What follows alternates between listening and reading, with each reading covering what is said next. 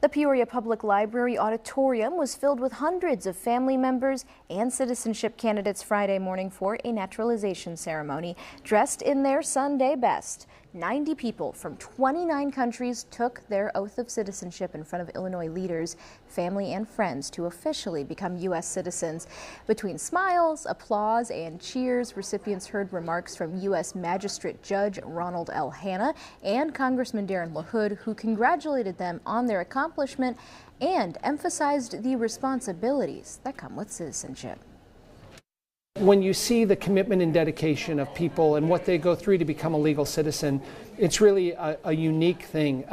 But it also, we recognize the families and the journey and the resilience that people went through to become a U.S. citizen.